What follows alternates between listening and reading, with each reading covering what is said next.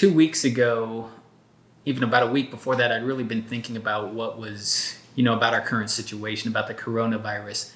And that day, the governor of Nevada came out and said on the following day, the Wednesday, that all non-essential businesses were going to be closed, and we were going to be on like a 30-day, shutdown to some degree.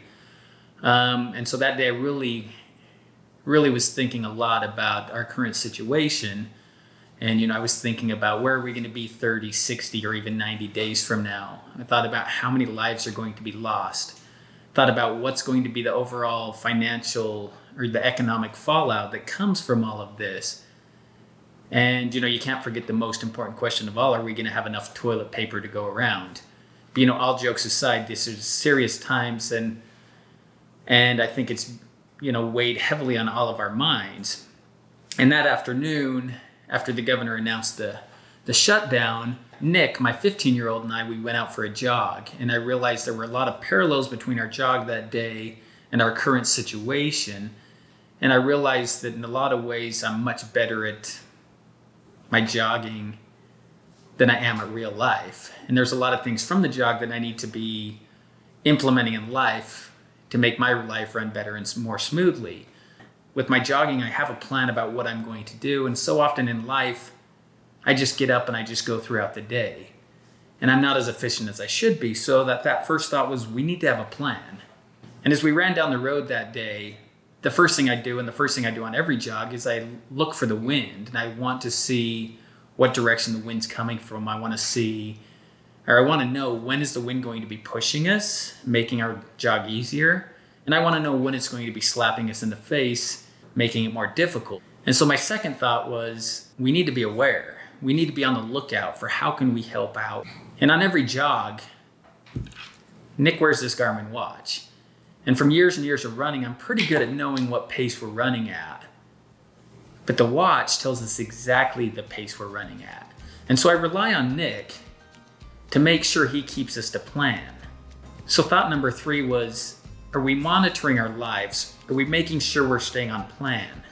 And by doing this, it keeps us from making decisions based on excitement, fear, or panic. So we need to be constantly monitoring our lives. So for the first 2 miles that day, Nick and I, we ran side by side, we talked, and we were just going side by side. At about the 2-mile mark, Nick fell off pace just a little bit, and I opened up a little bit of a lead on him. Now let me tell you, this doesn't happen very often, because for the most part, Nick's a much better runner than I am. So at this point, I had a decision to make. I could increase the pace, and I could try to break him both physically and mentally, and I could go for the win. But as we all know, Nick wasn't going to give up without a fight, because he doesn't like to lose, and especially he doesn't like to lose to his old man. So for the next quarter to a third of a mile, I leaned forward, I increased the pace, and I slowly increased the lead. And from time to time, I would look over my shoulder, and I would see that I was slowly building a lead on him. And I could see the pain on his face, and I knew, or I thought, I've got him beat. Today's the day I can beat him, one of the few days that I'll be able to beat Nick. But with everything that's been happening with the coronavirus and our current situation, I realized that right now a team effort is what the world needs, and that's what I desired most. So decision made, I circled back around, and I fell in step behind Nick at his pace. And then a few seconds later, I passed Nick, and I ran right in front of him, and I told him, run right behind me, and let me fight the strain of the wind. And there, for the rest of the run home, for those last 2 miles, as one of us would slow down and get tired, the other one would leapfrog and go in front, and we took turns fighting the strain of the wind. We worked together as a team. As we got back in the neighborhood and we made that final turn to go up the street to the house, Nick dug deep and he pulled away from me. And for a moment there was a little bit of regret, because I wasn't going to win. But then I remembered that at this current time, working together as a team was the most important thing we could be doing, because that's how we're going to win. So it's time we stop and we reevaluate our actions, and we decide who we want to be as individuals and as society. Each and every one of us can have a huge impact in many people's lives.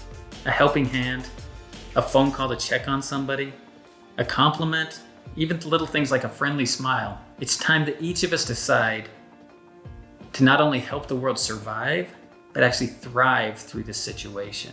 It's time to make the world a better place. So remember, create a plan and stick to it. Be aware of your surroundings and look for ways to help. Don't make decisions based on emotion, on panic and fear. Decide what you really want, and let's all work together as a team to come out victorious.